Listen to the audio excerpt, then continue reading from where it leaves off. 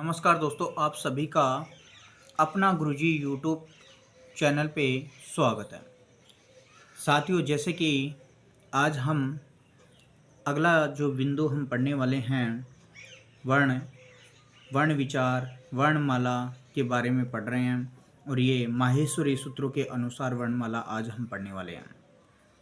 इससे पहले जैसे कि हम आपको बताने वाले हैं कि अपने गुरुजी यूट्यूब चैनल पे संधि का बिंदु पूरा हो चुका है, लकार का बिंदु पूरा हो चुका है और समास का बिंदु पूरा हो चुका है। तो साथियों, आप अपना गुरुजी यूट्यूब चैनल पे ज़रूर वीडियो को देखें और हमें कमेंट के माध्यम से ज़रूर बताएं कि आपको कितना समझ में आया है। तो आज हम जो पढ़ने वाले हैं वर्णमाला वर्ण विचार, ये माहेश्वरी सूत्र के अनुसार हम वर्णमाला को पढ़ने वाले हैं।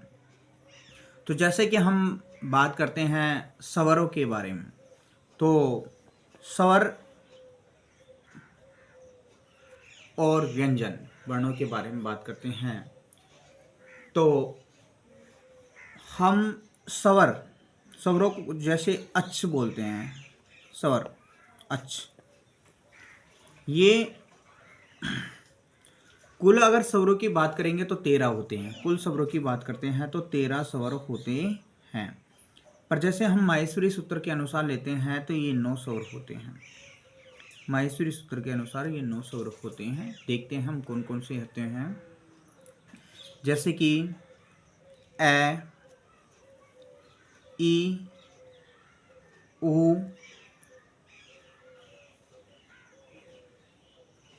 री और ली, ए, ओ, आई और औ, ऐसे ये 9 स्वर होते हैं। अब हम जैसे बात करते हैं इन 9 स्वरों में भी 5 मूल स्वर हैं। ए, ई, उ और री और ली, ये 5 मूल स्वर हैं। ये 5 मूल स्वर हैं। ये 5 मूल स्वर हैं और इनमें जैसे 4 जो हैं ए, ओ, आई, औ, ये संयुक्त वर्ण हैं। ये संयुक्त वर्ण हैं, संयुक्त स्वर हैं। अब आप सोच रहे होंगे कि ये 5 मूल और ये 4, यानी ये मिलकर बने हुए स्वर हैं जिनको संयुक्त स्वर बोलते हैं। अब जैसे हम बात करते हैं व्यंजनों की, तो व्यंजन जिनको हल भी बोला जाता है, ये 33 हैं। कितने हैं? 33, यानी 33 व्यंजन हैं। अब ये व्यंजन है, 33 व्यंजन हैं और 9 स्वर ऐसे कुल वर्ण होते हैं। कुल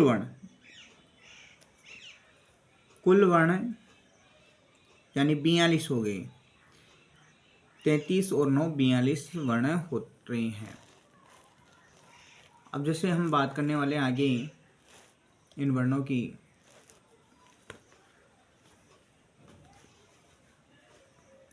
कि ये 33 वर्ण कैसे हैं, तो इसमें कै वर्ग से, कै वर्ग,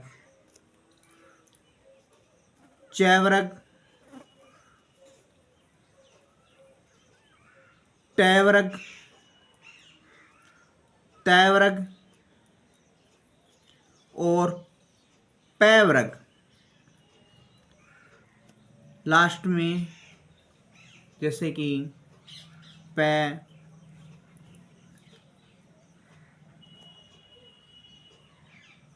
फै, बै, भै और मै, यानी कै, खै, गै, घै, ण। यहाँ से प्रारंभ होते हैं कैसे? चै, छै, जै, झै और न।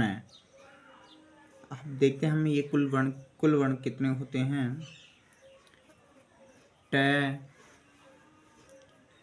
ठै, डै, ढै और न। इनमें सब में हलंत हैं। तै, थै, दै, धै और न।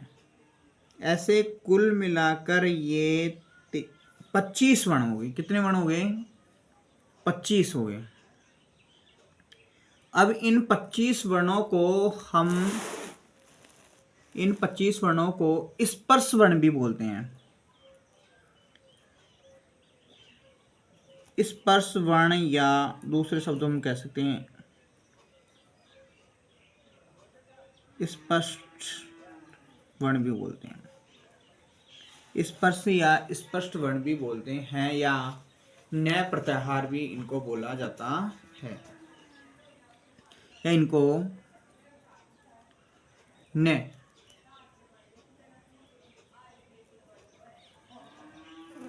न्याय प्रत्याहार भी होते हैं।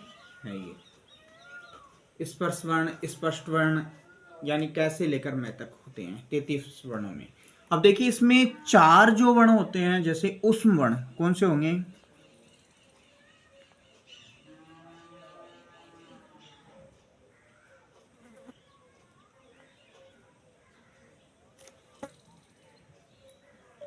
ऊष्म वर्ण, 4 जो वर्ण होंगे ऊष्म वर्ण होंगे। यहाँ देखो स्पष्ट नहीं हो रहा है तो हम यहाँ लिख देते हैं ऊष्म वर्ण होगा। कौन सा वर्ण होगा? ऊष्म वर्ण होगा। ये 4 होंगे। ऊष्म वर्ण कितने होंगे? 4। अब ये कौन कौन से होंगे? सै,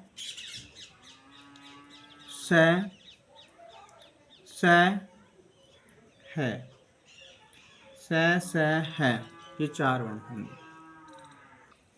अब जैसे कि हम ऊष्म वर्ण की बात करते हैं तो ऊष्म वर्ण इनके उच्चारण में मुख से, यानी मुख में से इनके उच्चारण में मुख में से ऊष्मा का निकास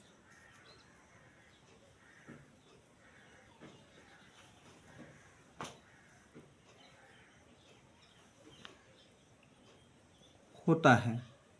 यानी हम कह सकते हैं कि मुख से हवा बाहर निकलती है। अब जैसे आगे हम बात करते हैं ऊष्म वर्ण हो गया, और ऊष्म वर्ण को हम सल प्रत्याहार भी बोलते हैं। सल प्रत्याहार, ऊष्म वर्ण को सल प्रत्याहार भी बोलते हैं। अब हम जैसे कि अंतस्थ वर्ण होते हैं,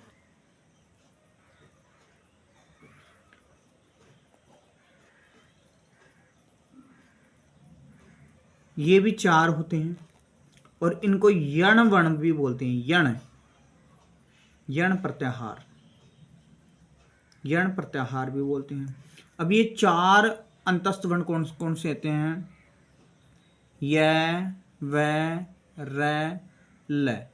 य, व, र, ल। अब इसमें क्या होती है, उष्मा बाहर नहीं निकल कर अंदर ही रहती है, यानी इसमें उष्मा अंदर होती है या अंदर की ओर जाती है। आप बोल के देख लीजिए, य व र ल। आप जैसे ही बोलेंगे य व र ल तो बोलने से ही पता लग जाएगा। अब देखिए हम और भी आगे जैसे जैसे चलेंगे तो वैसे वैसे हमें समझ में आएगा। अब इनमें भी संयुक्त वर्ण भी होते हैं, संयुक्त वर्ण। अब इनमें संयुक्त जो वर्ण है वो कौन कौन से हैं, देखिए संयुक्त वर्ण में जैसे कि छ है। अब ये छ है, इस ये कौन कौन से, कै धन स से मिलकर ये छ बना है। अब त्र है, त्र त्रय की हम बात करते हैं तो त्रय भी संयुक्त वर्ण में है। तो ये किससे बना है, तय और र से मिलकर ये त्रय शब्द बना है। ज्ञ, ज्ञ की हम बात करते हैं तो ये जय और न से ज्ञ शब्द बना है। जैसे कि अब हमने संयुक्त वर्ण देखा, छ कै और स से, त्रय तय और र से, ज्ञ जय और न से ये संयुक्त बने हैं। अब हम आगे बात करते हैं अयोग्यवाह।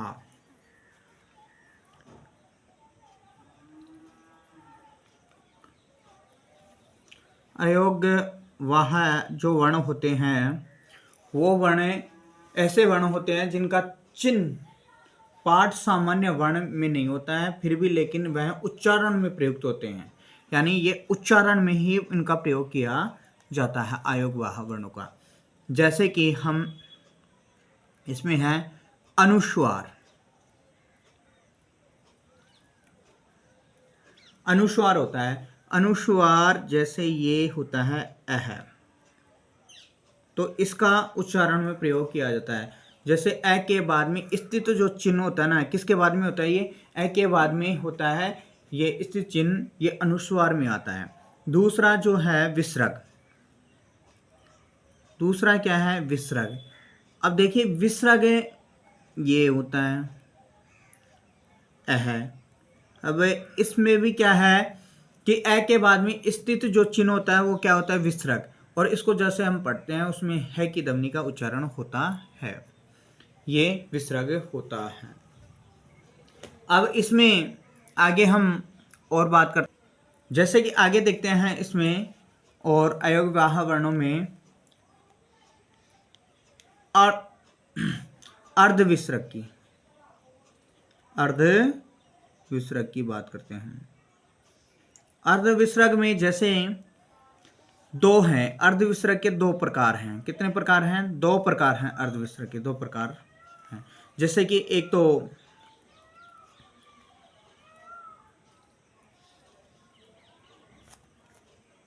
जिह्वा मूलीय, एक तो होता है जिह्वा मूलीय, जिसमें क्या होता है जिह्वा मूलीय में कै और ख होता है, कै और ख होता है। ये इनसे पहले अर्ध विसर्ग यानी आधा विसर्ग होता है, जैसे कि कै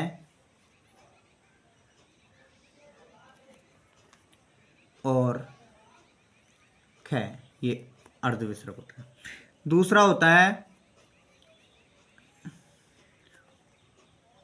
उपपद्य मानीय, उपपद्य मानीय, इसमें पै और फै होता है, इसमें पै और फै होता है। ये इसका भी यही चिन्ह होता है।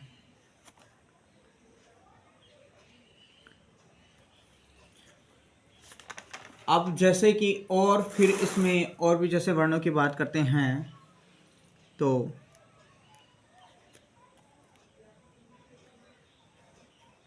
नंबर 4 पे यम वर्ण होते हैं। कौन से वर्ण होते हैं, यम, यम वर्ण ये चार होते हैं,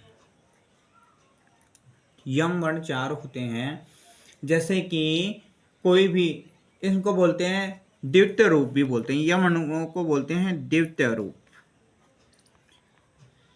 यानी एक जैसा दूसरा रूप और दिखे, वो द्वितीय रूप में होता है यम वर्णों में।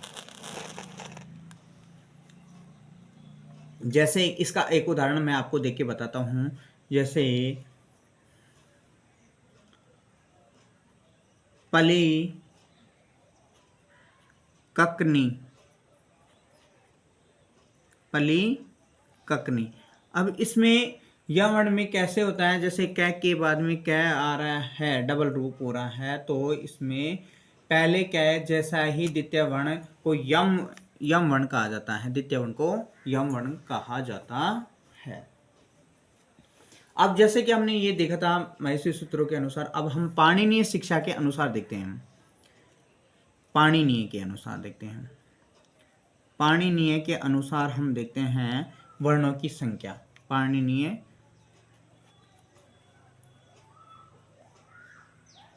के अनुसार, पाणिनीय के अनुसार हम वर्णों की संख्या देखते हैं, वर्णमाला कितनी होती हैं। तो पाणिनीय के अनुसार 63 या 64 वर्ण माने गए हैं, 63 या 64 वर्ण माने गए हैं पाणिनीय के अनुसार। अब इसमें जैसे कि हम बात करते हैं, कुल 21 या 22 स्वर हैं। इसमें 21 या 22 स्वर और शेष 42 वर्ण माने गए हैं। अब देखिए 21 और 22 स्वर कैसे हैं, स्वरों को देखते हैं। हम पहले स्वर की बात करते हैं, तो स्वरों की जैसे हम बात करते हैं कि 21-22 स्वर कैसे हैं, 21-22 स्वरों की बात करते हैं हम कि कैसे 21-22 स्वर। तो देखिए ए, ई, उ, री, इनके 3 भाग होते हैं, ह्रस्व, दीर्घ और प्लुत। तो इनके प्रत्येक के हम डिवाइड करेंगे तो 4 × 3, यानी एक के 3 भाग हो गए ना, तो 4 है, 4 3 कितने हो गए, 12 स्वर ये हो गए। अब जैसे कि ली की बात करते हैं, ली की बात करते हैं, तो ली केवल प्लुत है, वैसे तो प्लुत ही माना जाता है, पर कभी कभी ये ह्रस्व और प्लुत, ह्रस्व या प्लुत माना जाता है। तो इसकी गिनती की जाती है 1 या 2 में, इसकी गिनती की जाए। अब जैसे आगे हम बात करते हैं, और ए, ओ, आई, औ। अब इनके केवल 2 ही भाग होते हैं, दीर्घ और प्लुत। तो ये दीर्घ और प्लुत होता है, तो ये 4 है, तो 4 को 2 से डिवाइड करेंगे तो कितने हो गए, 8। तो आपको पता लग गया होगा, जैसे कि ए, ई, ओ, री, ली के 12 होते हैं, ली के 1 या 2 होता है, ए, आई, ओ, औ के 8 होते हैं। तो ऐसे कुल टोटल कितने हो गए, 21-22 ये स्वरों की गणना होती है। अब हम बात करते हैं शेष जो वर्ण हैं, शेष वर्ण कितने बचे हैं, 42। इनके बारे में हम बात करते हैं। शेष जो वर्ण है 42, इनके बारे में हम बात करते हैं। तो ये 42 जो वर्ण हैं इनके बारे में बात करते हैं। जैसे 25 वर्ण होते हैं स्पर्श, हमने पहले भी देखा था, यानी कै से मैं तक ये 25 वर्ण होते हैं, और इनको उदित वर्ण भी बोला जाता है, इनको उदित वर्ण भी बोला जाता है। 4 हैं ऊष्म वर्ण। 4 कौन से वर्ण हैं? ऊष्म वर्ण, जो आपको पता ही है, स है। ये 4 ऊष्म वर्ण हो गए। 4 वर्ण हैं अंतःस्थ वर्ण होते हैं। ये य व र ल, ये 4 ये वर्ण होते हैं। अच्छा, 4 यम वर्ण होते हैं। एक अनुस्वार एक अनुस्वार होता है, एक विसर्ग होता है,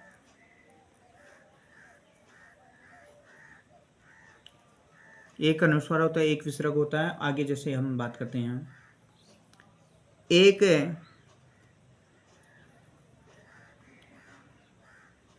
जिह्वा मूल्य होता है, वो जिह्वा मूल्य एक होता है।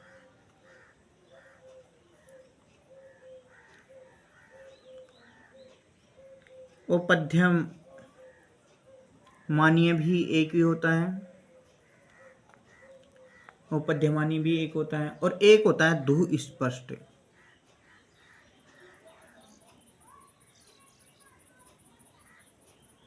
धु स्पष्ट, जिसको ये एक होता है और ये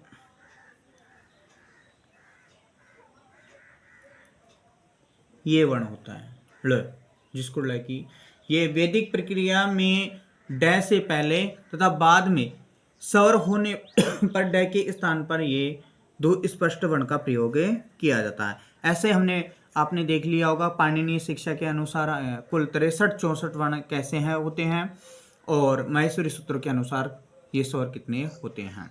तो आप जैसे कि देख सकते हैं हिंदी व्याकरण संस्कृत व्याकरण के अनुसार जैसे कुल वर्ण, कुल स्वरों की जैसे बात करें तो कुल स्वर वैसे होते हैं 13 स्वर होते हैं, 13 स्वर होते हैं और ये वर्ण होते हैं। तो आपको कितना समझ में आया आप हमें कमेंट के माध्यम से ज़रूर बताइए। वंदे मातरम। धन्यवाद।